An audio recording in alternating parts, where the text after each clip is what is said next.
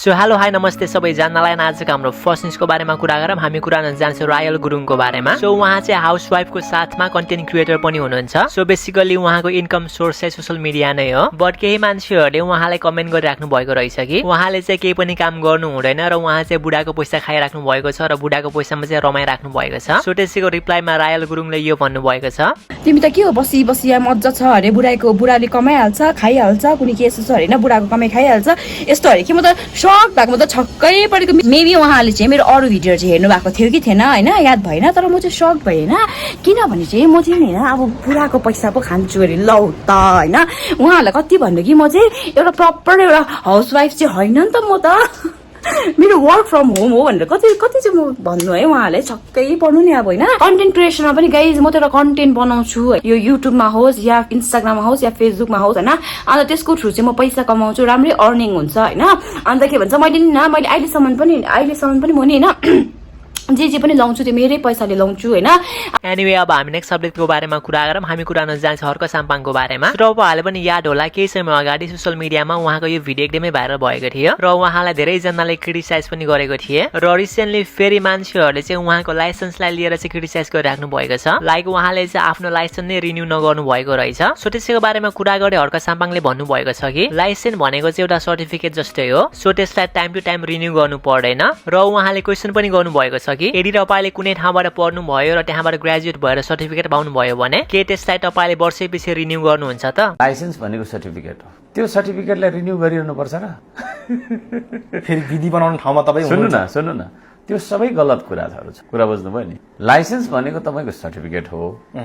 तपाईँ अब विभिन्न लेभलमा तपाईँ पढ्दै जानुहुन्छ, त्यो सर्टिफिकेटलाई तपाईँले फेरि रिन्यू गरिरहनु पर्छ। लुट्नका लागि, हरेक कुरा लुट्नका लागि, जनतालाई तपाईँको चाहिँ नि खेरि एक्स्ट्रा तपाईँको चाहिँ नि करको भार तिराउनका लागि सरकारले एक खालको चाहिँ नि जुन लामो समयदेखि पोलिसी बनाएको छ ती पोलिसीहरू पनि गलत छन् के।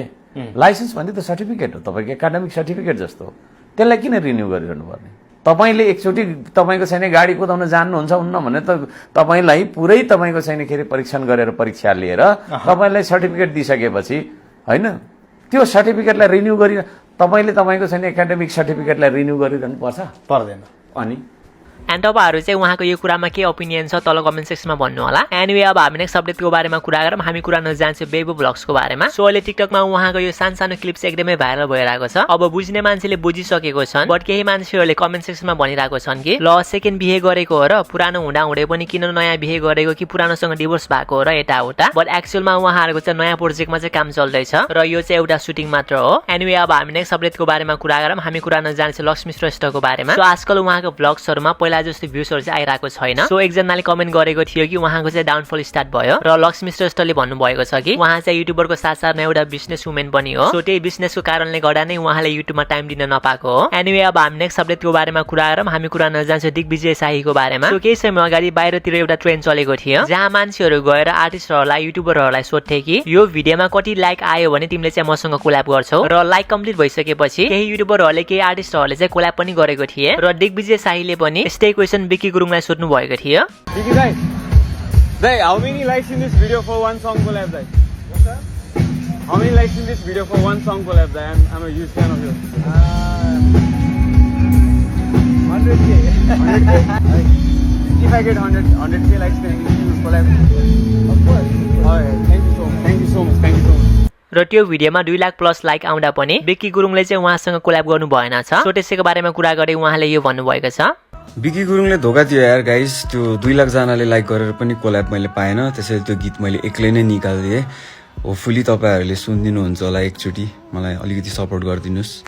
ओके गाइस, आजको लागि यति नै। र यदि भिडियो मन परेमा please like comment and subscribe गर्नु होला। र अर्को भिडियोमा फेरि भेटौँला। Bye bye, see you.